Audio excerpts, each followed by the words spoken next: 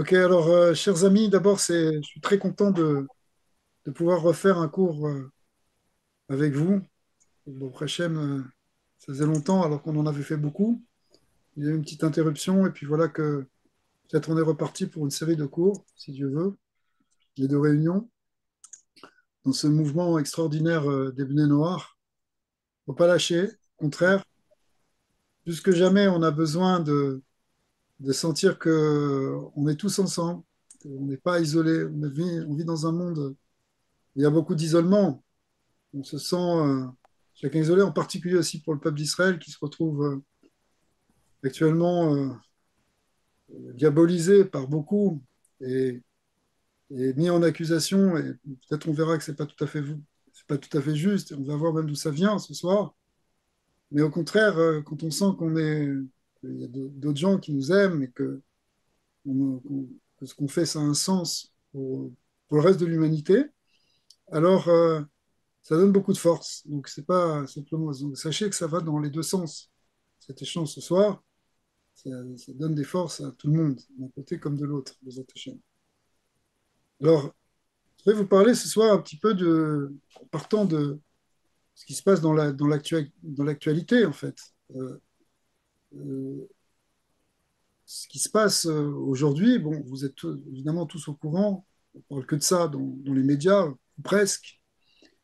Ce qui s'est passé depuis le 7 octobre, où il y a eu plus qu'un attentat majeur en Eretz Israël, en la Terre Sainte, mais en fait une véritable attaque, une vraie guerre qui a commencé. D'ailleurs, c'est une guerre qu'on est en train de vivre actuellement.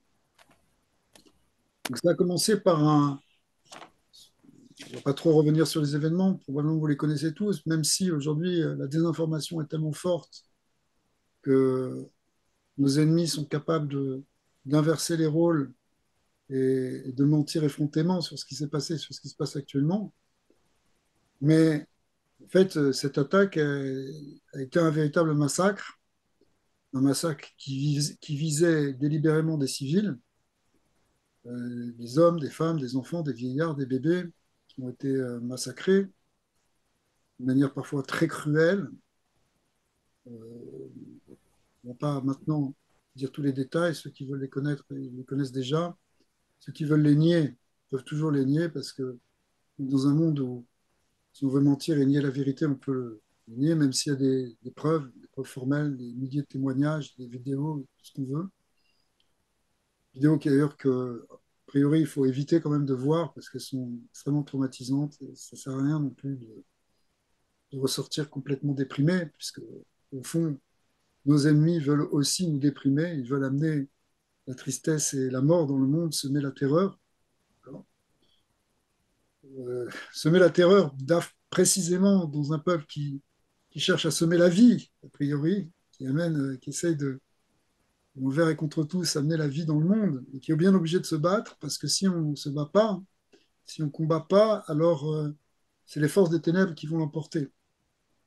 C'est pas simplement une guerre ici qui concerne un territoire, une guerre qui concerne un conflit d'intérêts, une raison économique, ou quelque autre raison. Il y a ici une guerre d'identité profonde, on va revenir là-dessus. Pourquoi nos ennemis nous attaquent si violemment? Pourquoi le monde finalement se range derrière eux, officiellement ou non officiellement? D'accord.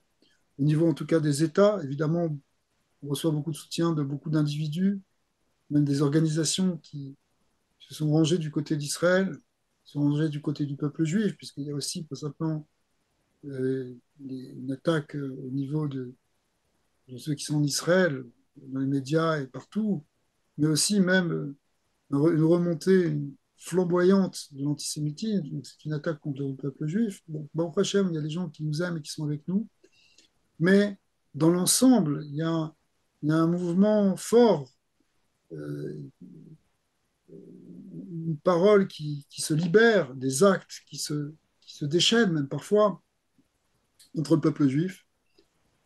Et on peut se demander pourquoi, surtout après 70 ou 80 ans après la Shoah, beaucoup pensaient que l'antisémitisme était quelque chose, était un démon qui avait disparu, que plus jamais on reverrait, on le reverrait, et puis finalement, on s'aperçoit qu'il n'était qu'endormi, que on voit que si on écoutait certains, eh bien, ils feraient tout pour nous détruire, nous anéantir jusqu'au dernier. Ça fait partie du discours, pas simplement du Hamas, mais aussi du Hezbollah et aussi de beaucoup d'organisations qui parlent de nous anéantir complètement. C'est pas simplement une revendication territoriale. D'ailleurs, le Hamas ne revendique pas spécifiquement, il n'a pas mené ce combat pour pour la terre, il a mené ce combat pour nous détruire, pour nous anéantir. C'est ça le message. Donc, tout ça, c'est des questions qui, évidemment, nous choquent, qui sont venues même de manière traumatisante, de manière frontale. Tout d'un coup, on s'est réveillé avec un trauma énorme. Je ne sais pas si vous vous rendez compte de ce qui s'est passé, à quel point vous vous rendez compte, mais quand il y a eu 1200 personnes ou plus qui ont été massacrées en quelques heures dans des conditions atroces, qui sont répartis dans plusieurs villages. On a vu, c'est en fait un pogrom massif.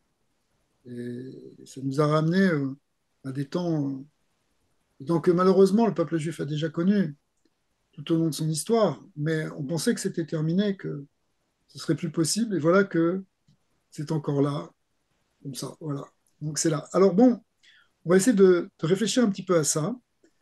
Euh, D'abord, puisqu'on a parlé de guerre, il faut quand même préciser que on a que Israël a le droit de se défendre et qu'il en a non seulement le droit, mais il en a même le devoir de protéger ses citoyens. Et il a le droit de faire une vraie guerre. Pas simplement parce que on va vous dire oui, mais il faut une réponse qui soit mesurée. Ça veut dire quoi une réponse mesurée? Est-ce qu'il faudrait aussi aller massacrer des civils volontairement? On sait très bien que malgré ce que nous disent tous nos ennemis, on sait très bien que Tsahal, qui est l'armée de défense d'Israël, est très précautionneuse au maximum parce qu'elle sait parce que d'abord c'est dans la nature du peuple d'Israël de faire attention à la vie, mais c'est aussi qu'on va être discrédité si on tue des civils.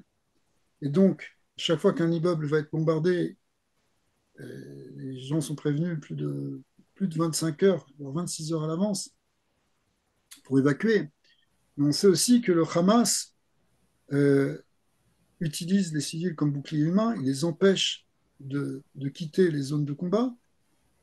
Il y a même des vidéos qui ont circulé, on a vu des massacres entiers de civils qui essayaient de partir sur des routes qui ont été mitraillés par des terroristes du Hamas qui ne veulent pas les laisser partir pour faire peur aux gens. Donc, on est dans une aberration totale.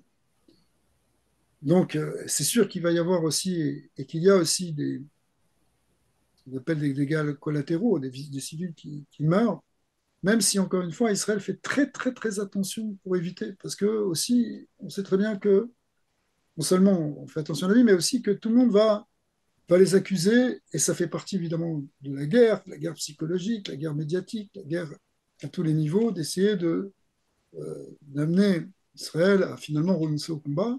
Mais si Israël renonce au combat, si Israël s'arrête, ça veut dire qu'il a une défaite. N'oublions pas qu'il y a 240 otages qui sont prisonniers dans les tunnels du Hamas, des hommes, des femmes, des enfants, des bébés, un bébé de 9 ans, de 9 mois, un bébé de 9 mois, des enfants de 3 ans, de 4 ans, de 12 ans, des petites filles.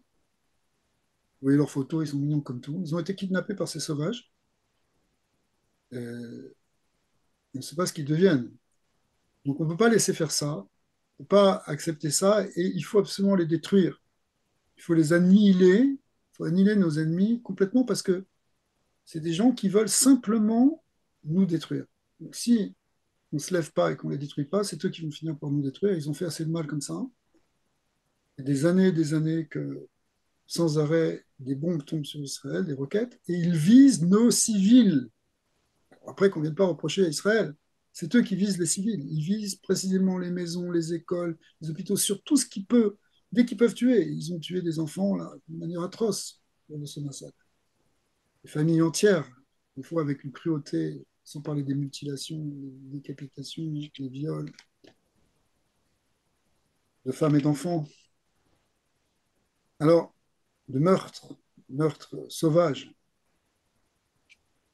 Euh, donc, il y a vraiment une mitzvah ici de se défendre. Ça fait partie des lois de la Torah, les 613 mitzvot. C'est ce qu'on appelle une guerre de mitzvah, une mitzvah de faire la guerre, de vaincre cette guerre, de la gagner jusqu'au bout. On souhaite que les soldats vont y arriver. C'est pas du tout facile. C'est un combat extrêmement difficile, extrêmement dangereux. Si vous voyez les soldats qui tombent du côté d'Israël, regardez bien leurs photos. Vous allez voir, ce sont des enfants de 19, 20 ans, des sourires, des gens gentils, que malheureusement, Israël est bien obligé de former ces jeunes pour nous défendre. Baruch Hashem, d'ailleurs, on entend des échos d'Israël qui disent que, alors qu'on croyait que cette génération, c'était une génération TikTok perdue dans leur téléphone, on voit à quel point il y a des héros, et que c'est eux qui défendent leurs parents, c'est eux qui défendent leur pays d'une manière extraordinaire et héroïque. Et toujours avec non seulement un sang-froid, mais avec des valeurs. Contrairement à nos ennemis, dont la seule valeur est de tuer le maximum jusqu'à ce qu'eux-mêmes meurent, puisque leur- la seule chose qui les motive, en fin de compte, c'est la mort. Ils le disent eux-mêmes. Donc réellement, il y a un combat entre la force du mal, la force de la mort et la force de la vie qui se joue ici. Euh, Maintenant, on pourrait se demander, hein, je ne vais pas trop insister parce que il y a eu beaucoup d'informations là-dessus. Quand même, je vous suggère de regarder des bons médias, des médias aussi qui, pas simplement les médias qu'on retrouve sur CNN, sur l'agence France Presse ou sur la BBC, qui se contentent volontairement probablement de rapporter les informations données par le Hamas. Je ne sais pas si vous imaginez. Quand, par exemple, le fait qu'Israël aurait bombardé à un moment le plus grand hôpital l'hôpital Shifa de Gaza, c'était une fausse information. C'était en fait une roquette du Hamas qui n'avait pas atteint son cours et qui est tombée dans le parking enfin, l'extérieur de l'hôpital. Ça fait un petit trou dans le parking et ça fait des éclats sur les voitures. D'accord. Et il n'y a pas eu 500 morts comme ça avait été. Mais tout de suite, évidemment, les médias se sont précipités. C'est seulement le lendemain ou le surlendemain qu'ils ont dit non, c'est pas vrai, on s'était trompé. Mais l'information était passée. Et ça, évidemment, tout le monde ne s'est pas gêné pour dire qu'Israël bombardait un hôpital. Aujourd'hui, ils sont entrés depuis quelques jours justement dans cet hôpital après toutes les précautions parce que un des QG majeurs du Hamas se trouve sous l'hôpital, évidemment. On a retrouvé, je ne sais pas si vous avez vu, mais on a retrouvé des roquettes dans des salles d'école. On a retrouvé des roquettes dans des crèches, sous des crèches. C'est volontairement, ils se sont cachés dans des endroits où on sait qu'on ne va pas les bombarder, parce que si on les bombarde, alors ça fait un scandale. Et tant mieux. Pour eux, ils rêveraient qu'il y ait beaucoup d'enfants de chez eux, qui meurent parce qu'ils gagneraient les points avec ça. Vous voyez la mentalité. Et, bon, on pourrait multiplier les exemples comme ça. Donc, vraiment, je vous suggère, si vous voulez, après, je vous dirai un peu ce que vous pouvez m'enseigner, mais si vous voulez suivre ce conflit, de le suivre avec des bonnes informations et pas une désinformation et une manipulation qui est insupportable, qui est motivée par des. En tout cas. Alors, on va essayer d'expliquer maintenant, hein. Donc, juste pour conclure avec ça, cette guerre, il n'y a pas un problème de morale. On ne vienne pas nous donner des notions de morale, euh, surtout les pays qui aussi ont fait la guerre. On ne va pas rappeler ce qui s'est passé pendant la Seconde Guerre mondiale, quand, à la fin de la Seconde Guerre mondiale, les villes entières d'Allemagne ont été complètement rasées. Chaque nuit, il y avait 1000 avions de la Royal Air Force, qui était à l'époque la plus renommée, qui bombardaient sans arrêt certaines villes. Bon, l'exemple de Dresde, c'est très connu, il y a eu 100 000 morts comme ça. Et le lendemain, ils étaient relayés par les avions américains.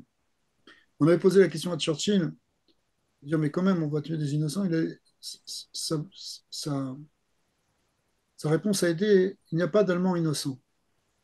Pourquoi? Parce que tout le monde avait participé.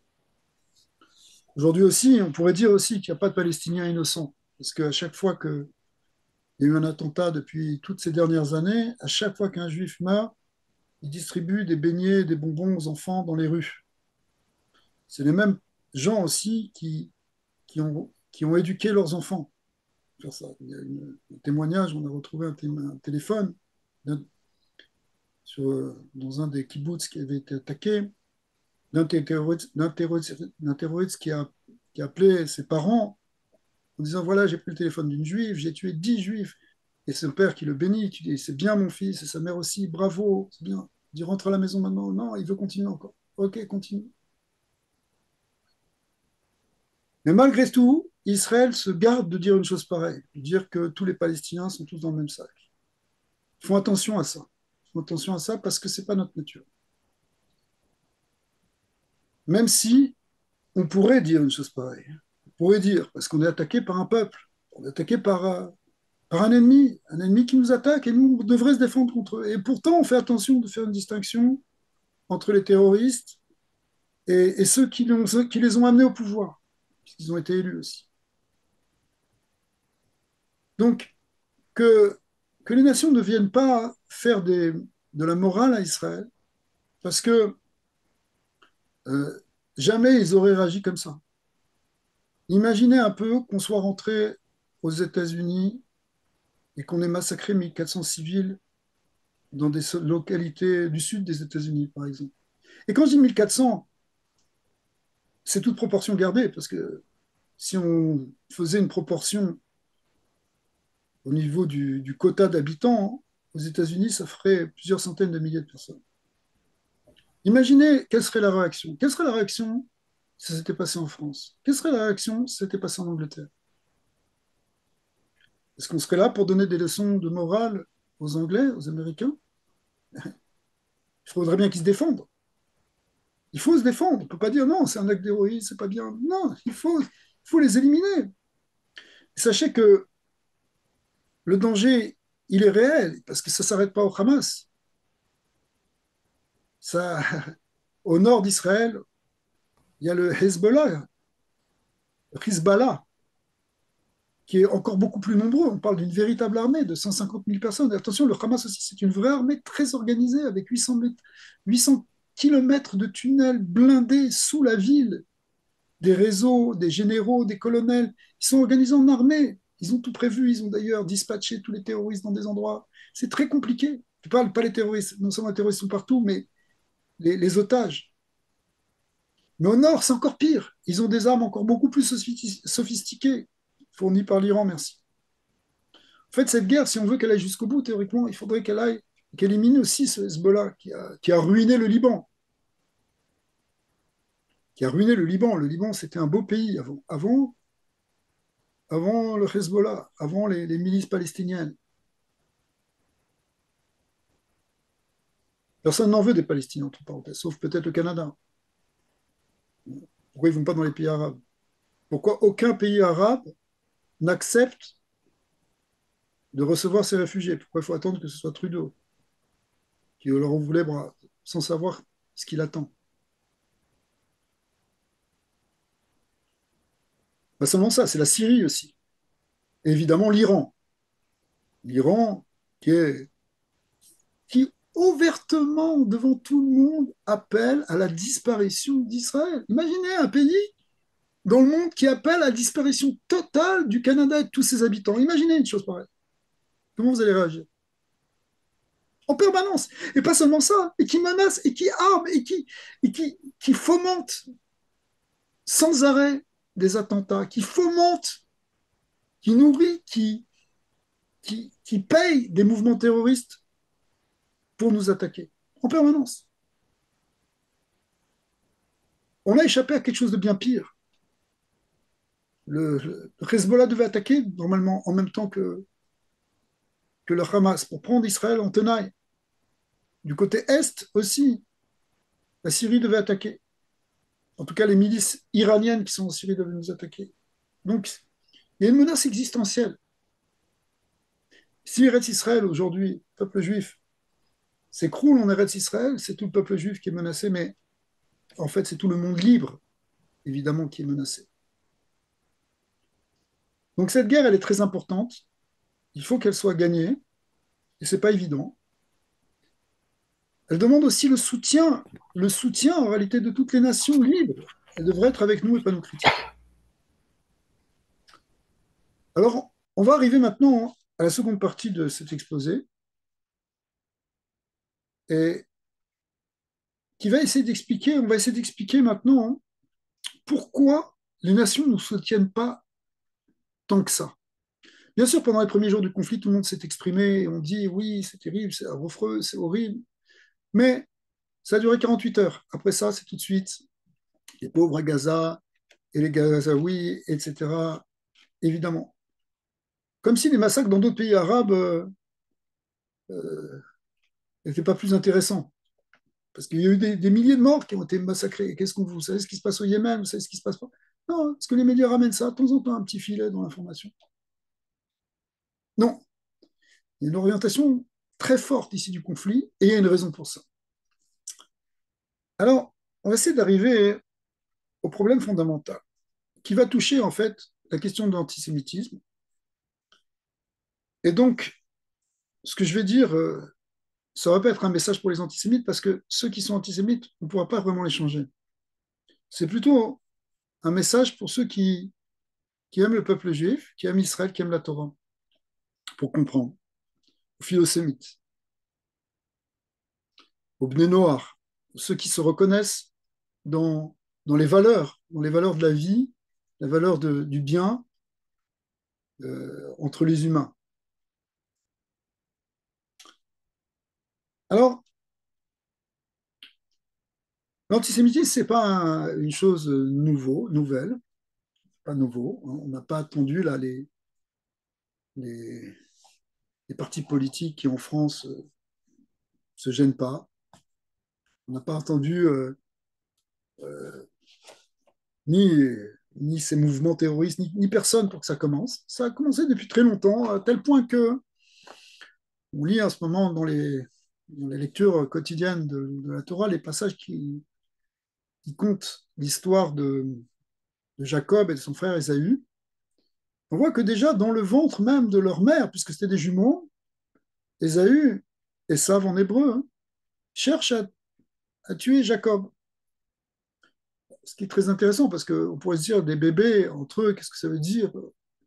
Un bébé qui essaie de tuer un autre bébé, ça ne fait pas de sens pour nous. Mais évidemment, la Torah est là pas pour nous raconter une histoire dormir debout. Elle est là pour nous donner un enseignement, pour nous dire que dans la matrice même de ces nations, il y a quelque chose qui fait que Esav sonnait Israël. Esav déteste Israël. Ésaü déteste Jacob. Pourquoi? C'est fondamental. Alors, c'est quelque chose de primordial. Maintenant, dans leur histoire, on va voir ce processus se révéler. Si vous regardez un peu ce que dit le texte dans ce passage qui parle de leur naissance et après de leur adolescence et de leur vieillesse, on voit que l'étape d'après, c'est lorsque Ésaü a vendu son droit d'aînesse à Jacob. Alors, si vous regardez dans les bandes dessinées qui paraissent, vous pouvez trouver quelque part, qui paraissent en particulier dans les mouvements catholiques, on a l'impression que un peu le pauvre Esav, il vient et il se fait avoir par Jacob, parce que lui revient, Ésaü, fatigué du champ, épuisé, et Jacob en profite pour lui vendre un plat de lentilles. C'est pas sympa. Donne-lui. Tu peux pas, il est ton frère, il a faim. Donne-lui à manger. Tu commences. Quelqu'un penserait à vendre quelque chose à son frère parce qu'il a faim. Invite-le à la maison. Alors, à tel point que les élèves de Rabbi Shimon Bar Yochai, vous savez, Rabbi Shimon Bar Yochai, le grand maître qui a écrit le Zohar, viennent et lui demandent, ils disent, mais est-ce que c'était pas un peu dur comme ce qu'il a fait Jacob?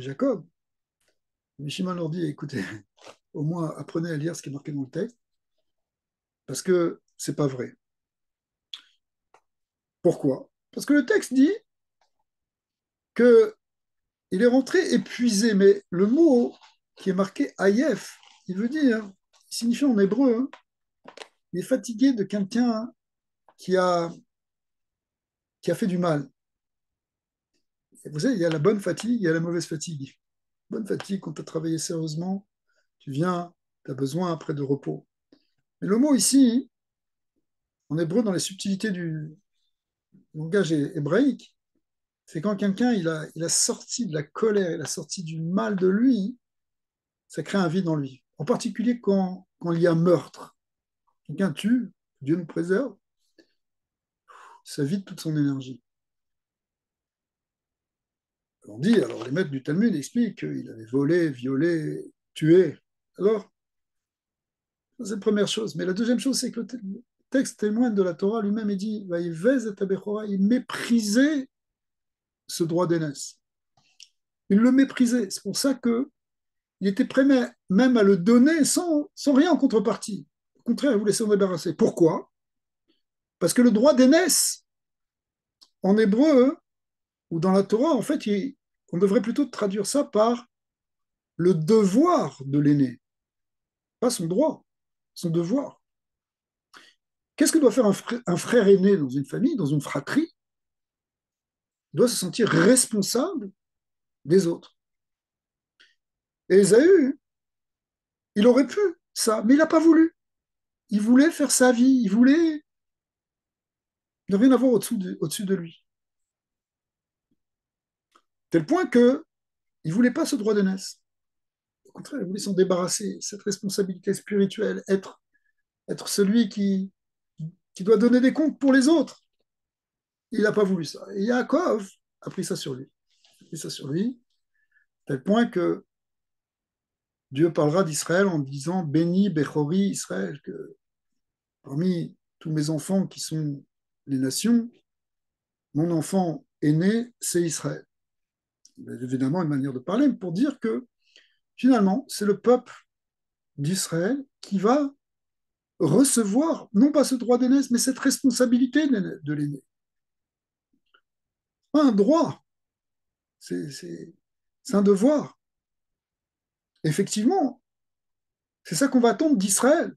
À l'époque glorieuse du roi David ou du roi Salomon, en particulier du roi Salomon, qui a construit le premier temple, toutes les nations se tournaient justement vers le roi sage, Salomon, pour recevoir les conseils, et tout le monde était en paix parce que il était, Israël occupait cette place du fils aîné. C'était compris, c'était apprécié même. Sauf que Ésaü est jaloux parce que, quelque part, le fait de voir Yaakov, qui est devenu le fils aîné, ça le ramène dans sa situation d'échec. C'est-à-dire que ça lui rappelle que lui, il n'a pas été capable d'accepter ça. Et ça rappelle ce qu'on a vu déjà, je ne sais pas si vous vous rappelez dans certains cours, qu'au moment du don de la Torah, Dieu est venu proposer aux nations de recevoir la Torah. Et le Talmud nous dit qu'il est venu voir Ésaü. Donc, quand on dit venir voir Ésaü, c'est-à-dire c'est dans un plan évidemment spirituel de l'ange tutélaire d'Ésaü, on pourrait dire, un niveau, il faut comprendre, un niveau plus allégorique qu'autre chose. Et Ésaü a demandé, hein, le peuple d'Ésaü a demandé, hein, mais qu'est-ce qui a marqué dans cette Torah? Et Dieu a répondu, il interdit de tuer, un des 10 commandements. Pas seulement un des 10 commandements, un des 7 commandements de Noé. Ésaü a dit quoi? Pas tuer. Mais moi, ma bénédiction, celle qu'il a reçue, parce qu'il a quand même reçu une bénédiction, c'est tu vivras par ton glaive. Tu m'enlèves la force, tu m'enlèves le droit de tuer. On va dire à un cow-boy qu'il n'a pas le droit de tuer. On va dire à un cosaque qu'il n'a pas le droit de tuer. Okay. Tu lui enlèves sa manière de vivre. Il a dit, je ne peux pas prendre cette Torah. On avait déjà vu ça, hein, que les nations n'ont pas accepté même pas les 7 mitzvot. Il est allé voir Ishmaël. Ishmaël a dit, qu'est-ce qu'il y a marqué? Il y a marqué, tu ne voleras point. Pas voler. Mais pourtant, ma bénédiction, c'est Veyado Bakol, sa main sera sur tout, il mettra main basse sur tout. Il va faire des razzias. C'est comme ça que c'est présenté dans la Torah pour Ishmaël. Tu ne peux pas prendre la Torah. Tu allé voir Moab. une autre peuplade de l'époque. Il dit, qu'est-ce qui est marqué? C'est marqué l'otinaf, tu ne feras pas d'adultère. Quoi? Impossible. Donc des interdits qui font partie des 7 mitzvot de la Torah, les 7 mitzvot des Béné Noir, ils n'ont pas accepté. Donc ils n'ont pas accepté. Israël a dit, nous, Naase Venishma, on ne sait pas encore ce qui a marqué, mais on accepte, on va accepter. Ils n'ont pas posé de questions. Ils ont accepté. Après, ils ont peut-être regretté, mais ils ont accepté. Euh, à tel point que les maîtres nous disent que depuis qu'il y a eu ce Sinaï, le Sinaï, donc le don de la Torah, ce choix, cette élection d'Israël et ce choix de recevoir la Torah par Israël et ce refus par les nations, eh bien, Mikan, depuis là-bas, depuis le Sinaï, il y a la Sina. Qu'est-ce que ça veut dire Sina en hébreu? Ça veut dire la haine. On nous déteste parce que nous, on a reçu la Torah. On nous déteste parce qu'on a pris la Bechora, c'est-à-dire le droit d'aînesse ou la responsabilité d'aîné. En fait, dans le processus antisémite, Hitler a dit dans une lettre, vous pouvez la trouver sur Internet, cette lettre, le discours qu'il a fait, en fait, c'est une lettre qu'il a écrite, où il dit littéralement, il dit, c'est son langage, marché mot, il dit, nous sommes des barbares et des fils de barbares. Son langage. Et le peuple juif a amené dans le monde la morale et le sentiment de culpabilité. C'est ces mots. La seule solution pour qu'on soit ce qu'on est, vivre comme on veut le vivre, c'est d'éliminer le peuple juif pour éliminer le sentiment de culpabilité et la morale du monde. Comme un barbare, tu veux pas qu'il y ait quelqu'un qui te remette en question, qui te dise, mais toi, t'es pas OK. Tant que je le vois, comme on le voit aussi dans le rouleau d'Esther, ou Aman, qui était un descendant d'Amalek et des Saves, à chaque fois qu'il voyait Mordechai, le, le grand tzaddik, le grand saint du peuple juif, le grand maître, il rentrait dans une colère monstre parce que l'image de Mordechai lui renvoyait sa propre négativité. Comme quelqu'un qui aurait échoué, et quand il voit celui qui a réussi, il ne peut pas le supporter. Et on peut comprendre, pourquoi pas, bien sûr. Tu ne peux pas supporter l'autre, il te ramène ta propre faiblesse. Toi, tu n'as pas été capable. Toi, tu n'as pas voulu accepter, tu as préféré rester dans un niveau inférieur, te vautrer dans le monde du Yetzerara. Tu as préféré rester un barbare au lieu de te raffiner. Ton raffinement, les Allemands, ils étaient raffinés, mais que extérieurement, évidemment. Pas intérieurement, puisqu'il restait des sauvages. En tout cas, les nazis. Marchaient main.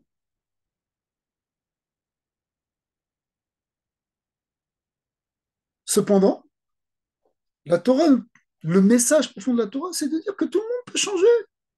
Le processus de Teshuvah, il existe. C'est-à-dire qu'on peut s'améliorer, on peut se transformer.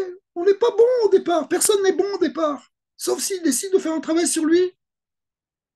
On a tous un côté sombre. On a tous un côté qu'on ne veut même pas regarder. Mais tu peux le transformer. Mais dans le processus antisémite, je ne veux pas le transformer. Alors qu'est-ce que je fais avec ça? Parce que la culpabilité, elle est quand même là. Le sentiment, le mal-être d'être un être mauvais, d'avoir choisi le mal, il est là. Qu'est-ce que je fais? Je le projette sur l'autre. Je dis, c'est pas moi, c'est lui. C'est pas moi le coupable, c'est lui qui est mauvais, c'est lui qui est. C'est à cause de lui. De toute façon, c'est de sa faute. C'est pas. Même si je suis mauvaise, c'est à cause de lui. C'est Louis, c'est Louis. Ça s'appelle aussi le processus du bouc émissaire. Tu renvoies sur l'autre ta propre noirceur. Et c'est une solution. Mais évidemment, hein, cette solution, elle est mauvaise. Elle est mauvaise. Elle coûte cher pour l'humanité. En réalité, Il y aurait une autre solution, c'est celle qu'on espère, celle qu'on attend, celle qu'on demande, c'est que le peuple juif, le peuple d'Israël, arrive à fonctionner au contraire comme un modèle positif qui inspire le reste de l'humanité. C'est ça le sens justement du premier-né.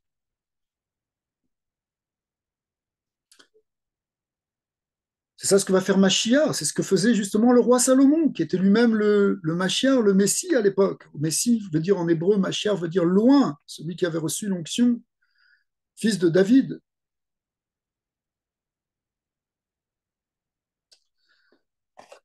Alors, on a parlé ici d'Ésav, Ésaü, comme étant celui qui s'oppose à Israël et qui représente en quelque sorte finalement l'antithèse dans les nations. Et c'est très difficile de... Je comprends la douleur d'Ésav, je comprends sa jalousie, je comprends son mal-être. Mais en réalité, il peut choisir, il peut se déterminer autrement. Il peut décider, non, finalement, je vais chercher le bien, finalement, je vais chercher à accepter les bonnes valeurs. C'est ce qui va se passer à la fin. Maintenant, on va essayer de comprendre un peu plus ce qui se passe aujourd'hui. Parce que, apparemment, ceux qui attaquent Israël, en tout cas de manière frontale, nos ennemis là, qui nous font la guerre physiquement, n'appartiennent pas dans une définition plus précise à Esav. Bien que Esav, pour l'instant, on l'a vu comme une généralité, finalement, de ce qu'on appelle aussi ces 70 anges des nations. Mais on parle aussi souvent de Esav et d'Ishmaël, Ismaël. Ishmaël, c'était le premier fils de Abraham. C'est la même famille. Ésaü, Esav, c'est le premier fils de Yitzhak. Ishmaël représente, d'après une lecture qui est partagée par la plupart des commentateurs de la Torah, en tout cas des commentateurs juifs, représente la source de l'islam. Esav représente la source du christianisme. Tout à l'heure, on a parlé d'Esav de manière générale de tout le monde, mais il y a aussi une lecture plus précise où Esav représente le côté chrétien et Ishmaël le côté islam. Quelle différence il y a entre Esav et Ishmaël? Il y en a plusieurs, mais quelle est la différence fondamentale par rapport à la Torah? Esav, il est d'accord avec ce qui est marqué dans la Torah écrite. Vous savez que la Torah écrite, c'est en fait ce qu'on appelle en hébreu, enfin ce qu'on appelle en français la Bible.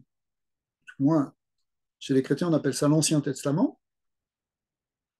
Pour nous, il n'est pas ancien, il est éternel.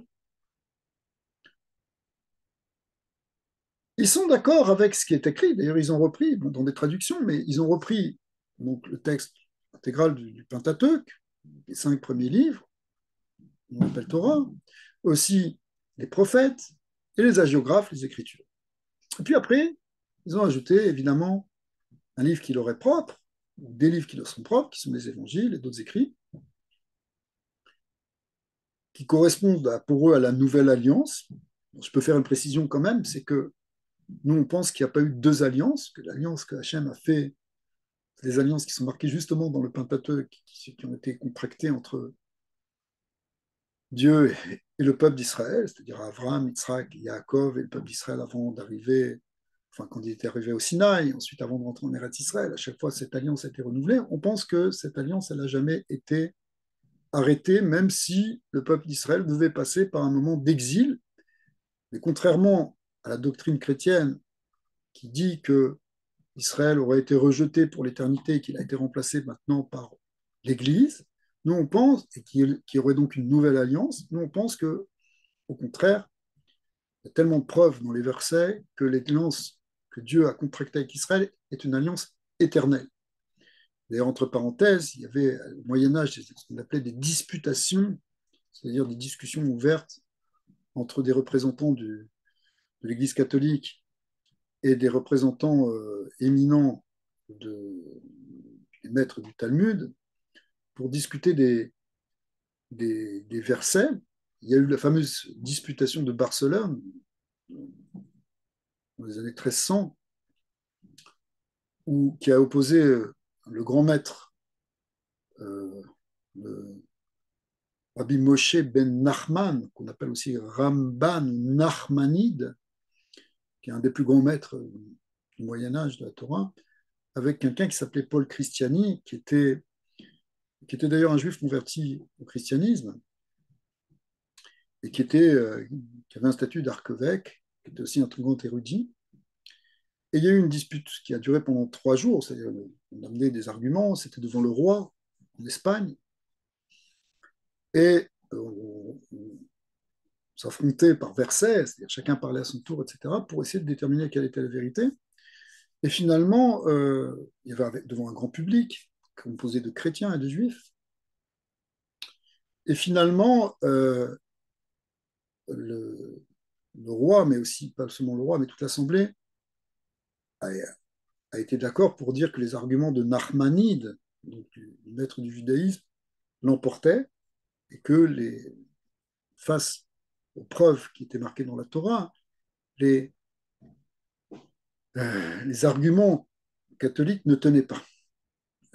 C'est évidemment un grand problème parce que c'était devant le roi, à peine la disputation s'est terminée, que les gens sont venus voir discrètement le Ramban et lui ont suggéré, enfin, lui ont conseillé de quitter immédiatement la ville parce que sa vie était en danger, parce que l'avoir emporté face aux chrétiens, ça pouvait coûter très cher. Donc il est parti le soir même. On parle de quelqu'un qui était un des plus grands rabbins d'Israël. Il est parti de Barcelone, qui était une des capitales de l'Espagne. Il est parti en catimini et de justesse, parce qu'il avait emporté cette disputation. Alors, on peut trouver d'ailleurs tout le texte de cette disputation de Barcelone, ça a paru il y a une vingtaine d'années dans un livre. C'est très intéressant de voir les arguments. Alors, euh, donc, revenons à notre sujet. Donc, nous, on pense que finalement, cette deuxième alliance n'a pas eu lieu réellement. Et donc, on est resté sur ça. Alors, en fait, sur quoi finalement s'oppose, et ça, du point de vue maintenant philosophique, du point de vue religieux, théologique, ce qu'ils acceptent, ils acceptent en fait la Bible, c'est-à-dire ce qu'on appelle nous la Torah écrite, mais ils n'acceptent pas la Torah orale, celle des rabbins, celle du Talmud, c'est-à-dire les commentateurs, c'est-à-dire la lecture transmise depuis l'époque de Moïse, qui nous donne la lecture justement des Écritures, ce qu'on appelle donc la Torah orale. Je sais que la Torah orale, elle est importante, même peut-être plus importante encore que la Torah écrite pour le judaïsme. L'essentiel de notre étude est basé sur cette Torah orale. Les chrétiens, c'est-à-dire les saves, acceptent la Torah écrite, mais pas la Torah orale, évidemment. Ishmaël, lui, ça va être plus que ça. Il n'accepte pas non seulement la Torah orale, bien entendu, mais il n'accepte pas non plus la Torah écrite. Le Coran a réécrit ce qui était marqué dans la Torah d'une manière différente. C'est une réécriture. Par exemple, le fameux passage qui est fondamental, qui est essentiel dans la lecture de la Torah, c'est ce qu'on appelle le ligotage d'Isaac, pas son sacrifice, puisqu'il n'a pas été sacrifié finalement, mais il a été monté sur l'autel et ligoté. C'est là que c'est un moment clé dans le livre de la Genèse, parce qu'on voit à ce moment-là que Abraham comme Yitzhak sont capables de dépasser toutes les limites même de leur compréhension pour se soumettre à Dieu. Ces versets sont fondamentaux, on les lit tous les matins d'ailleurs dans les rituels de prière, dans les synagogues. Ils sont fondamentaux. Qu'est-ce que fait le Coran, qui est écrit donc quand même plus de 2000 ans après, 2000 ans et plus après la Torah? Le Coran fait une réécriture. On ne parle plus du ligotage de Yitzhak, mais le ligotage d'Ishmaël. Ça s'appelle pour nous du révisionnisme, c'est-à-dire une réécriture de l'histoire l'histoire biblique. Leur écriture tellement forte qu'ils en ont fait une fête, la fête de l'Aïd. Dans les pays arabes, c'est quelque chose, on sacrifie des moutons, chaque famille fait un mouton, on l'a partout d'ailleurs. Si quelqu'un il a passé cette période une fois dans un pays arabe, dans toutes les rues, c'est couvert de sang, on prend, on dépèce les animaux. C'est basé en fait pour nous sur quelque chose qui est une négation de notre Torah. Voilà, on touche un point qui est très important parce que Ishmaël, si notre Torah finalement s'affirme, si notre Torah est prouvée comme vraie, c'est tout leur système qui s'effondre. Les chrétiens, lorsque Israël est retourné sur sa terre, une partie du peuple juif a réintégré sa terre, ça a été un choc. Comment, pendant 2000 ans, on avait dit ben, Israël va être gardé comme témoin pour la fin des temps, on va en garder quelques-uns, les juifs du pape, on va en garder quelques-uns pour qu'ils soient témoins de leur échec. Mais dire qu'Israël revient sur sa terre et reconstruit son pays et que les signes du Messie sont en train d'apparaître, du Messie juif sont en train d'apparaître,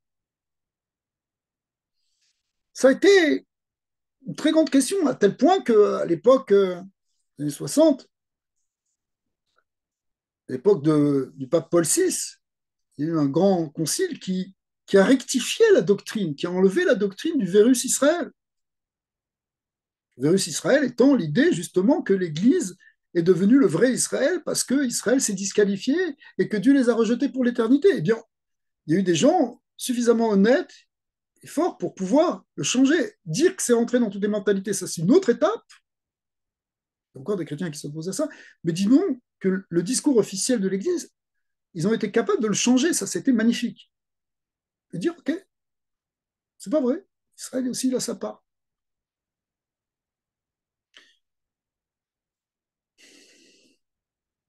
Pour Ishmaël, c'est plus compliqué. Parce que si finalement le peuple juif retourne sur sa terre, ça veut dire que la bénédiction et la promesse qui a été faite au patriarche Abraham, elle s'est transmise telle que c'est marqué dans la Torah. Non pas à Ishmaël, qui a lui aussi reçu une bénédiction, mais elle ne s'est pas transmise à Ishmaël, mais à son fils Yitzhak. Et Yitzhak l'a transmise non pas à Esav, mais à Yaakov. Et donc la vraie bénédiction de celui qui va hériter de la terre, de celui qui va être le fils aîné, qui aura le temple, ça a été donné à Yaakov, c'est-à-dire le peuple d'Israël. En fait, je vais peut-être un peu vite, mais l'enjeu, c'est cette promesse qui a été faite à Abraham. Abraham, Dieu lui a promis à plusieurs reprises, en particulier dans un passage qui s'appelle l'alliance entre les morceaux, Brit Ben Abetarim. Dieu a promis à Abraham, lui dit, tu vois cette terre, tu vas en hériter et tu vas avoir un grand peuple qui va descendre de toi. Cette bénédiction, elle a été reproduite après, mais elle a été donnée à qui? À Israël et à Yaakov. Et Dieu dit clairement à Abraham que le Hirash, Ishmaël, que Ishmaël n'héritera pas, qui im Israël, ce sera seulement Israël qui aura ton héritage. Et Israël, c'est marqué, après la bénédiction qui est faite, c'est que ce sera seulement à Yaakov. Vous voyez comment ça se dessine. Du coup, si les signes, justement, que cette bénédiction s'accomplisse réellement pour le peuple d'Israël, c'est une remise en question de la doctrine des saves, mais c'est surtout une remise en question de la doctrine d'Ishmaël. Heureusement, on pourra peut-être trouver dans le Coran des sources plus positives vis-à-vis du peuple juif, qui expliquent justement que la terre d'Eretz Israël a été donnée à Israël. Mais dans l'ensemble, il y a une remise en question fondamentale sur l'existence sur la doctrine de l'islam. pour ça que on n'est pas simplement dans une guerre territoriale, ça c'est sûr que non. On est dans une guerre territoriale qui s'appuie sur quelque chose de plus profond, qui est une guerre d'identité. En fait, c'est une guerre, au fond, de religion. J'aime pas ce terme. Mais oui, eux, pour eux, ils le vivent comme ça. C'est un djihad. Mais face à ce djihad, il faut qu'on soit, nous, le peuple juif, conscient à la fois de notre identité, mais aussi de notre mission dans ce monde.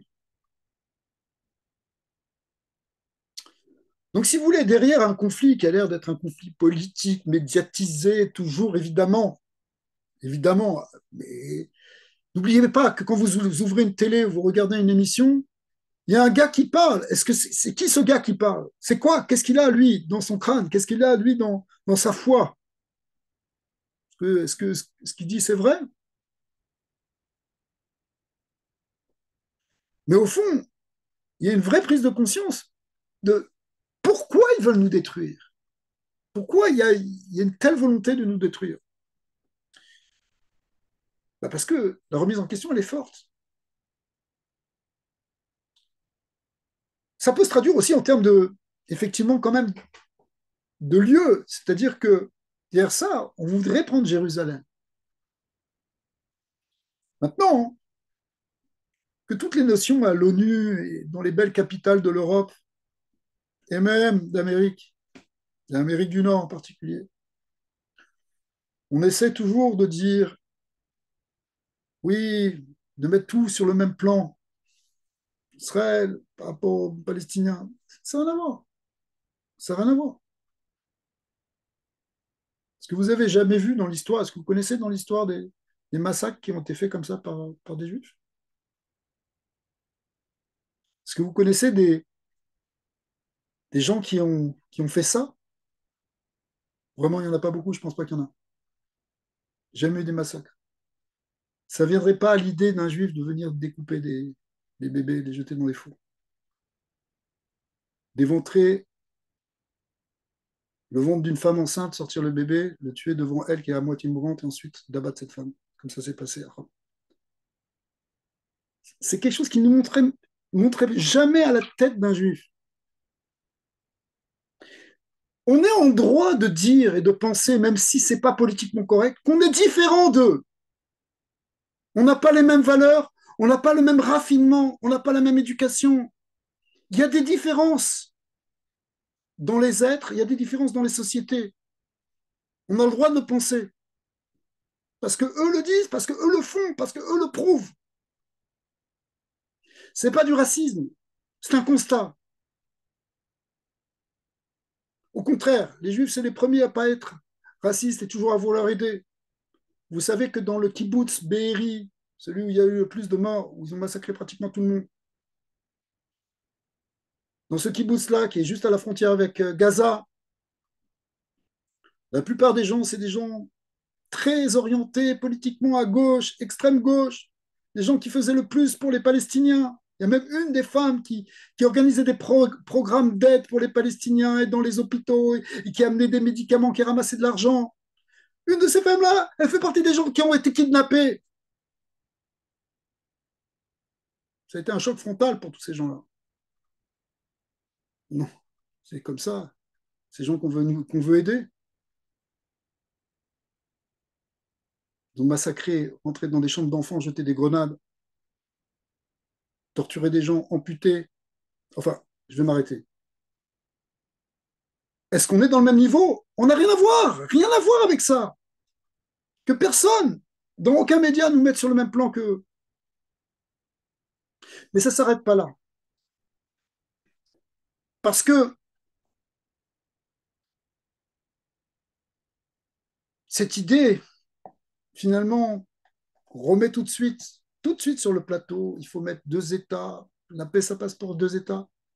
Mais on a essayé ça n'a pas marché. On a proposé à l'époque d'Arafat, on a proposé à plein d'époques, même déjà en 1948, un partage de la Palestine, ils n'ont pas voulu. Ils n'ont pas voulu. À l'époque de Ehud Barak, ils ont proposé 94 ou 96% de ce qu'ils demandaient, ils n'ont pas voulu. Parce qu'en fait, ils ne veulent pas. Ils veulent tout, ils veulent nous détruire entièrement parce que c'est ça la question pour eux.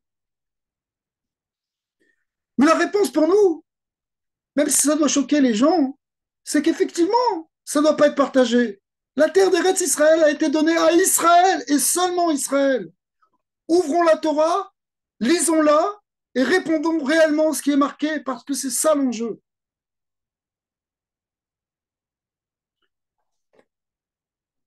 Les maîtres se sont déjà posés sur ces questions, penchés sur cette question. La Torah elle-même a dit qu'est-ce qui se passe pour quelqu'un qui n'est pas juif, qui veut être en Eretz Israël? Eh bien, il peut être là à une seule condition qu'il accepte les 7 mitzvot d'Ibn Noah.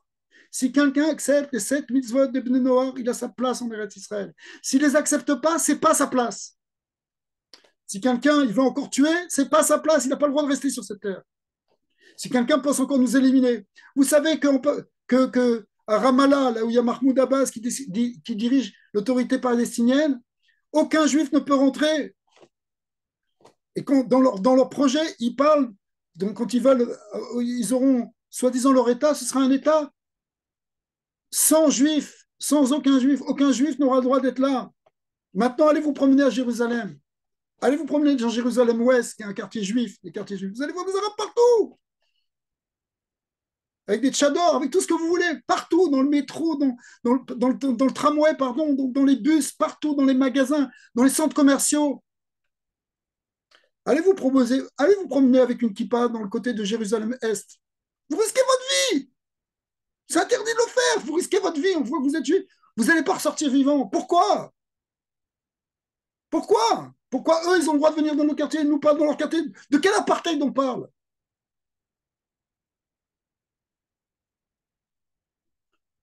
S'ils ne respectent pas les 7 mitzvot, et en particulier interdit de tuer ou de voler, ils n'ont pas leur place dans la Terre Sainte. Bien sûr, le peuple d'Israël doit aussi faire attention à respecter ces 7 mitzvot et respecter les 613 mitzvot. Mais de manière générale, même s'il y a des abus, même s'il y a des... Ça ne prend pas du tout la même proportion, même si des gens tombent aussi, ils ne tombent pas dans ces mêmes profondeurs de faute. Et qu'on ne nous serve pas le discours de la victime. Vous savez combien de milliards ont été injectés par l'Europe dans, dans cette bande de Gaza? Des milliards et des milliards. Pour faire quoi? Construire des armes et des tunnels. Alors que corruption absolue. Les gars qui ont des villas à Gaza qui valent 30, 40 millions de dollars. Et à côté de ça, des gens qui n'ont pas de quoi manger. Qui ont de quoi manger, mais qui vivent au plus bas niveau. Pourquoi? Parce que, en réalité, tous ces terroristes, ils vivent du terrorisme. C'est une grande source de richesse. Après tous les discours de Chaïd et de gens qui vont se. Ils envoient les gens se faire tuer. Et eux, ils récoltent. Parce que c'est une grande manne, une très grande manne. La corruption qu'il y a à Ramallah, elle est immense. C'est des millionnaires. Donc, c'est un millionnaire. Arafat, c'était un milliardaire. Un assassin qui avait inventé les détournements d'avions, qui avait du sang sur les mains de centaines de victimes innocentes, à qui on a donné le prix Nobel de la paix. Bravo.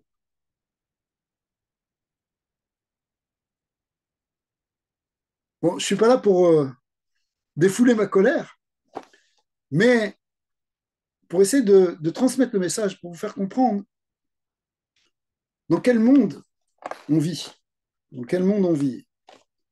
Lorsque tous ces pays à l'ONU condamnent Israël, lorsque tous ces pays s'apitoient tout de suite, sans chercher à comprendre pour les Palestiniens, sont prêts à donner pour les Palestiniens. Et il y a beaucoup de gens qui se posent des questions maintenant. On voit toutes ces preuves. Comme si on ne le savait pas avant d'ailleurs. Comme si ça ne fait pas des années et des années qu'ils tirent des roquettes sur des civils. Mais il y a un intérêt fondamental qui est l'intérêt des pays qui suivent Ishmaël, l'intérêt des pays, aussi des Saves, qui aimeraient bien voir Israël s'écrouler. Croyez pas, le fond profond des Saves, ce serait aussi qu'Israël tombe, parce qu'à ce moment-là, la doctrine des Saves pourrait revenir. Ce serait trop beau pour eux. Enfin, ce qu'ils avaient dit pendant tellement longtemps, qu'Israël a été déchu et qu'il ne reviendra jamais, et que finalement, ça a perdu, eh bien finalement, ils auront raison. Donc la destruction d'Israël, c'est ça l'enjeu. C'est ça l'enjeu de ce qui se passe même à l'ONU. C'est ça l'enjeu de ce qui se passe dans des assemblées de pays, que ce soit dit, que ce soit conscient, que ce soit inconscient. Et c'est plus conscient que ce qu'on pense. Mais c'est ça l'enjeu. Mais pour laisser quoi à la place? Pour laisser le glaive des saves. Par ton glaive, tu vivras. Pour laisser la razzia d'Ishmaël, un monde de vol et de spoliation. On reproche toujours aux Américains d'avoir rendu les Noirs esclaves, ce qui est vrai. Mais qui vendait les esclaves noirs aux Européens? Qui allait les chercher dans les brousses? C'était les Arabes, tous. Le vol d'êtres humains, le rapt, le kidnapping, ça fait partie d'Ishmaël. Vous savez que quand il marquait dans le deuxième des 10 commandements qui est marqué dans la Torah, après marqué tu ne tueras point, il y a marqué tu ne voleras point. C'est pas voler des objets là-bas, c'est voler des êtres humains. Bien sûr, les objets, c'est aussi interdit, ça va être marqué après. Dans la deuxième fois où sont marqués les 10 commandements, c'est marqué après l'Otixol qui veut dire pas voler des biens. Mais l'Otixol, pardon, ça veut dire ne pas voler des êtres humains, ne pas kidnapper. Voilà, des bébés qui ont été kidnappés. Ça fait partie des forces d'Ishmaël. Alors qu'est-ce qu'on veut? On veut Israël ou est-ce qu'on veut Esav ou Ishmaël? C'est ça l'enjeu, c'est ça la guerre aujourd'hui. C'est la guerre depuis longtemps d'ailleurs. Mais elle apparaît au grand jour. C'est une vraie guerre. Avoir une attitude de dire non, on veut la paix, la paix, la paix, c'est pas bon aujourd'hui. Parce qu'il faut gagner ce combat. Si on ne gagne pas ce combat, on va le perdre. Si on le perd, c'est les forces du mal qui vont l'emporter. C'est les forces des ténèbres. C'est vraiment un combat entre la lumière et les ténèbres.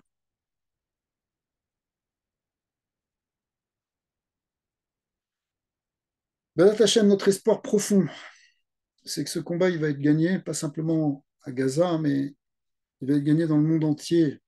Que Bezat Hashem, que la lumière finira par l'emporter, parce que d'un point de vue métaphysique, l'obscurité vient de l'absence de lumière. Mais la lumière, elle est quelque chose de positif, elle est l'existence, elle est la présence. Comme c'est Dieu qui guide le monde, finalement, comme dans l'histoire du rouleau d'Esther, où finalement tout se transforme, alors que Aman, le grand ennemi d'Israël, avait prévu déjà la solution finale, il voulait détruire entièrement le peuple juif.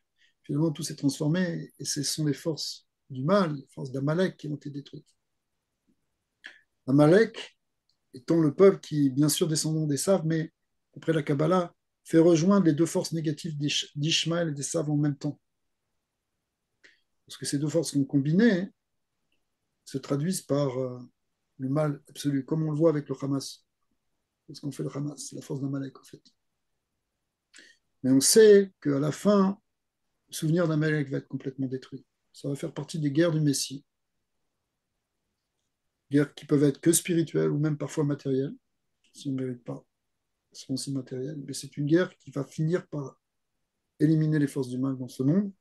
À ce moment-là, on aura ce qu'on appelle en hébreu la Géoula Shelema, c'est-à-dire la délivrance totale, pas seulement pour Israël, mais pour le monde entier. Alors, Béat Hachem, on va garder un esprit positif, pas tomber, se renforcer, il faut se renforcer dans notre foi, notre vraie foi, que le bien va finir par l'emporter et qu'on va finir par gagner. Exact. Si vous avez des questions, avec plaisir. Est-ce que je peux parler? Vous m'entendez? Oui, bien sûr. Oui. Pour rester sur une note, pour partir avec une note positive et avec un peu d'espoir, comment vous voyez ça?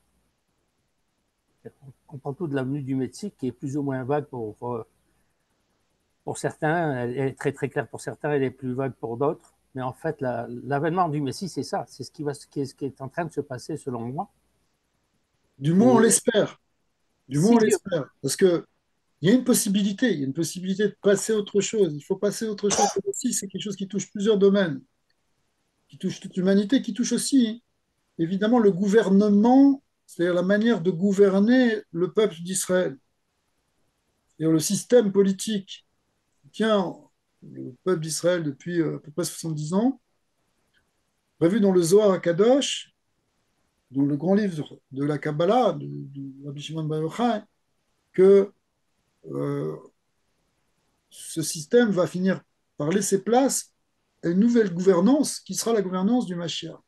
Mashiach étant un roi de chair et de sang, comme c'est expliqué dans les écrits de Maïmonide, comme c'est expliqué dans le Talmud aussi, et qui viendra et qui aura la fonction royale de réunir les gens, d'amener leur sécurité et leur subsistance. C'est ça la fonction d'un roi. Mais ce sera un roi, hein, c'est-à-dire un homme, un vrai dirigeant, qui ne sera pas un dictateur et qui sera soumis euh, au conseil, qui se soumettra au conseil et à l'autorité spirituelle des maîtres de la Torah, comme l'était David Ameller, comme l'était Shlomo. David Ameller, il avait, faisait pas, il avait, vous savez qu'il y a une loi dans la Torah que le roi doit écrire dès qu'il devient, dès qu'il qu'il reçoit la couronne de royauté, si vous voulez, il doit écrire un livre de la Torah, un rouleau de la Torah entier, un Pentateuch, comme les Sefer Torah qu'on a dans les synagogues. Il doit l'écrire lui-même ou le faire écrire par un scribe. Et ce livre-là, il devra toujours le porter avec lui, tout le temps. Il avait toujours un petit Sefer Torah qu'il portait tout le temps. Tout le temps. Il avait quelque part, sauf quand il allait dans des endroits qui étaient une salle de bain, par exemple, il fallait qu'il le pose. Mais sinon, il le portait en permanence. Permanence, on fait faire ça à un roi. Oui, un roi d'Israël, c'est quelqu'un qui doit être celui qui est le véhicule du roi céleste. Quelqu'un qui est porteur de la Torah. C'est ça qu'on attend, c'est-à-dire on attend quelqu'un qui sera capable de gérer le pouvoir temporel. Ça, la malchoute, la royauté, c'est quelque chose. On s'occupe de l'économie, on s'occupe de la sécurité, oui, mais avec cette connexion transcendantale, avec cette adéquation. Le roi David, il avait des maîtres. Quand il avait une question, il allait voir le Sanhédrin, parfois même le Kohen Gadol, le grand prêtre, pour l'interroger, pour interroger le prophète. Il avait Nathan Hanavi, le prophète Nathan. Il s'entourait pour que chacun de ses choix, si vous voulez, de ses mouvements, lui qui avait une responsabilité énorme, se fasse selon la sagesse, pas selon l'ego d'un Poutine ou même d'un Biden. Pour pas dire Trudeau. Je ne veux pas faire trop de politique, vous m'avez compris. on a bien compris. Et moi, ce que, Les gens qui, quelles sont leurs formations à eux? Quelles sont leurs sources? Qu'est-ce qu'ils font qu'ils prennent telle ou telle décision? Est-ce que leur décision, elle est motivée par quoi? Alors, le roi d'Israël, qui va être le Mashiach, c'est quelqu'un qui fera abstraction totalement de son ego pour essayer, pour réaliser la volonté d'Hachem, pour vraiment, pas comme les musulmans qui parlent au nom de Dieu. Le Hamas, avant d'écrire des choses, des insanités absolues, il dit au nom de Dieu le grand, le miséricordieux.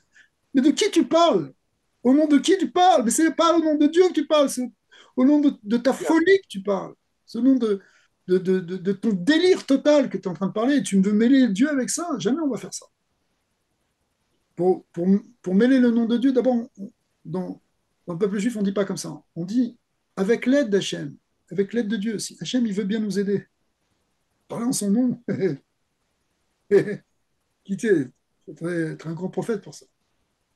Attention, un faux prophète, Dieu n'aime pas ça. C'est une paracha dans le livre d'Évarim, de Deutéronome, qui explique ça. Qu'est-ce qu'il faut faire avec un faux prophète? Quelqu'un qui parle au nom de Dieu, alors Dieu ne lui a pas demandé, et surtout s'il dit des mensonges. Ouais. Moi, je pense, en fait, actuellement, je suis confronté à certains, je suis en contact avec certaines personnes, notamment des juifs, comment ils appellent, des messianiques, tout ça, et toujours vient sur le tapis l'idée de Jésus, de Dieu. On a parlé des chrétiens, euh, au cas où, juste pour clarifier, pas on est 4 ou 5 ici, mais qu'il soit bien clair que moi, j'ai grandi dans ce milieu-là, mais le concept de Jésus m'est totalement, j'exclus ça totalement de ma façon de penser. Mais n'empêche que quand on parle des chrétiens, c'est généralisé parce que là, je m'aperçois que de plus en plus, il y a beaucoup de protestes d'évangélistes pro-Israël. Parce que moi, je suis très sensible à ce qui se passe en Israël et j'essaie de participer à ma façon, bien entendu très limitée. Mais justement, ces non-juifs-là, je pense qu'ils se rapprochent beaucoup de la philosophie des Noaïdes parce que, hormis leur croyance, et on respecte le fait qu'ils croient en Jésus comme sauveur et tout ça, ils ont une croyance et un respect presque inébranlable en Mais la voilà, Torah. mais tu as raison de le dire, parce que c'est ça qui compte. Après, la croyance de chacun, c'est pas très grave. C'est Exactement. pas très grave. S'ils pensent que quelqu'un va les aider, etc., et que, pourquoi pas? Tout à fait. On Parce n'est que peut-être pas moi, je te dis d'accord. que Après, on peut de réfléchir de manière théologique. Par exemple, on n'est pas d'accord de dire que le Messie est déjà venu, parce que ce qui est marqué justement dans les promesses du Messie, il n'y aurait pas dû y avoir ça après. C'est ce qu'on a vécu, tout à d'accord, fait. 2000 ans. Donc ça, c'est un point. On n'est peut-être pas aussi non plus d'accord sur l'idée que ça peut être un fils directement de Dieu. Ça, c'est aussi un point théologique sur Ça n'est lequel on pas peut pour moi, discuter. mais il y en a Mais, pour. mais sur l'idée qu'il croit dans quelqu'un qui a des bonnes valeurs, qui leur amène la lumière, etc., pourquoi pas? La seule chose qu'on demande, du point de vue d'Israël, c'est de nous respecter et de respecter les 7 mitzvot. Là, C'est tout ce qu'on demande. là j'interviens une autre. C'est pour ça que les chrétiens, on pense que finalement, ils peuvent s'accorder avec Israël. Ah oui, Ils peuvent moi je crois. s'accorder. C'est ce qui est marqué dans le prophète Isaïe, dans le prophète Zecharia, Zacharie, que Vishpot Be'aresav, qu'à la fin, Kadosh Baruch Hu, il va, Bayomawi Hashem Echad, il va réunir tout le monde. Alors, j'ai mélangé deux prophètes, mais Amen. l'idée, elle est que, euh, à la fin, finalement, oui, il y a ce qu'on appelle en hébreu un tikkun, une réparation de la chose. Effectivement, c'est ce qu'on a vu avec le Concile de Vatican II, où finalement, il y a une rectification qui a été faite. On peut rectifier les choses. Au Shmuel, c'est plus compliqué, parce que Ah, la rectification, elle moi, viendrait à remettre en question toute la lecture de base du Coran, ce qui est impossible pour plus d'un milliard de musulmans. Mais malgré tout, on pense quand même qu'il y a possibilité. C'est pour ça que les maîtres nous disent qu'à la fin, Ishmaël, il fait teshuva. comment? Faire C'est ça. teshuva. La question que je me pose, c'est comment il peut faire Teshuvah au point où il en est rendu maintenant.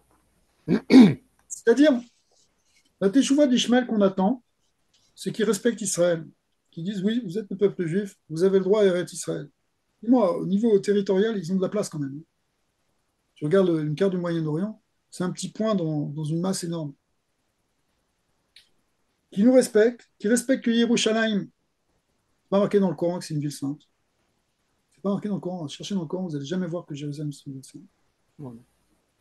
Que c'est une ville qui est là pour Israël. Vous savez, tout le monde se bat pour Israël. Il y a eu les croisades, il y a eu tout ça pour Jérusalem. Le point, il est là. Même Saddam Hussein, dans sa folie, il s'était fait, je ne sais pas si vous avez déjà vu la photo, mais il s'était fait construire un trône en or avec marqué Saddam, roi de Jérusalem. On leur demande simplement de, de nous donner notre place. Après ça, finalement, s'ils croient dans un Dieu un, c'est facile. Plusieurs manières de servir Dieu. Il faut simplement qu'ils nous donnent notre place et qu'ils s'engagent dans les 7 mitzvot des Bnei Noach, c'est tout. Arrêtez de dire qu'il faut tuer et que c'est au nom d'Allah qu'il faut tuer. C'est de la folie. Arrêtez de dire qu'on a le droit de voler, qu'on a le droit de faire d'autres choses aussi, au niveau des dérives sexuelles, au nom de l'islam. On n'a pas le droit de faire ça. C'est une profanation de Dieu. très complexe, mais avec l'aide de Dieu, on va trouver une solution. La solution va être, de toute façon, on n'a pas de choix. On n'a pas d'autre choix que de suivre ce qui Écoutez, est. on a quand même à un niveau politique, il y a eu des efforts qui ont été faits ces dernières années. On a parlé des accords d'Abraham, qui étaient intéressants. Finalement, il y a eu une régularisation, une certaine reconnaissance d'Israël. Et là, d'ailleurs, comme par hasard, c'est arrivé à quelques semaines d'une reconnaissance par l'Arabie saoudite, qui est quand même le berceau, mais le centre de l'islam sunnite en tout cas. Et la Mecque, c'est quand même en Arabie saoudite. Euh, on était proche d'une signature d'un accord de paix avec eux. N'oubliez pas que depuis que, en Arabie Saoudite, normalement, aucun juif n'a le droit de fouler le pied la terre sainte d'Arabie Saoudite. Pas simplement un juif, mais un chrétien aussi. En fait, un infidèle, quoi. En fait, notre position de Donc, Ben le fait qu'ils Noir, nous reconnaissent, c'est déjà, hein, ce sera déjà quelque chose, un pas énorme dans ça. Et au moment où on va signer ça, paf, les forces extrêmes veulent empêcher ça, surtout pas ça, surtout pas ça. Comme Amalek, qui attaque toujours au moment où, juste avant qu'on reçoive la Torah, il faut empêcher ça. Au moment de la traversée de la mer Rouge, ils vont recevoir la Torah, paf, il faut leur faire un croche-pied. ouais. Force du mal, elles se déchaînent toujours quand elles sentent qu'elles vont perdre. C'est un vrai problème, c'est sûr. C'est le problème auquel on est confronté aujourd'hui. En fait, la chance qu'on a, nous, dans ce groupe actuellement, c'est justement de pouvoir amener notre réflexion à ce niveau-là et essayer de prendre conscience véritablement des enjeux, de la façon dont se posent ou les problèmes, parce qu'à travers un problème qui est la non-reconnaissance d'Israël en tant que peuple, en tant que religion, en tant que on arrive aux atrocités auxquelles on est arrivé maintenant. Mais nous, en tant que Ben Noir, c'est là où notre raison d'être se justifie totalement. C'est que on a la chance d'être entre deux mondes. On n'est plus impliqué dans des considérations, je veux dire, très, très, très d'un chrétien, c'est évident pour lui, Jésus, c'est un Dieu, c'est le Fils de Dieu, tout ça. Moi, en tout cas, en ce qui me concerne, je parle en mon nom, moi, grâce à Dieu, j'ai même pas, presque pas été confronté à ce problème-là. Mais il y en a d'autres qui le sont encore maintenant. Mais n'empêche qu'en tant que Ben Noir, on est en mesure de pouvoir faire la part des choses et on a aussi l'avantage de pouvoir, c'est peut-être prétentieux, d'interférer positivement, de façon positive entre justement Esav et Ishmaël et pouvoir venir avec cette approche qui ne devrait faire que grandir et instaurer ou venir supporter Israël. C'est pour ça qu'on attend effectivement, les amis d'Israël sont vraiment les bienvenus Grâce à Dieu. en Et ce c'est là moment, où on voit, plus que jamais. c'est au Plus que pied du jamais. mur. C'est quand on a besoin de toi, est-ce que tu es mon ami ou pas? Je suis Ouais. malade, je suis tout seul à la maison, est-ce que tu peux faire quelque chose pour moi? C'est bien passé, je t'en veux pas, mais tu n'es pas mon ami. Non, mais en tout cas, moi, je sais que vous êtes mes amis. Ah non, non, je n'ai pas de problème. Je dis ça comme ça. Hein, Thierry, moi aussi, je sais que tu es mon ami. Donc, ben, écoutez, merci infiniment pour tout Merci à ça, là, vous. J'espère qu'on va reprendre. si tu veux. On va compter sur Francis pour essayer de me pousser. J'espère Francis, il fait un qu'on envoie excellent un petit job, là. message et Oui, qu'on se fasse des réunions comme ça. Je pense que c'est important. Je ne sais pas si vous le souhaitez, en tout cas, bien sûr. On est là. merci. La quantité n'est pas forcément Et, là, mais la qualité y est, je pense. Mais si Dieu veut, on peut augmenter aussi un peu notre nombre. effectivement,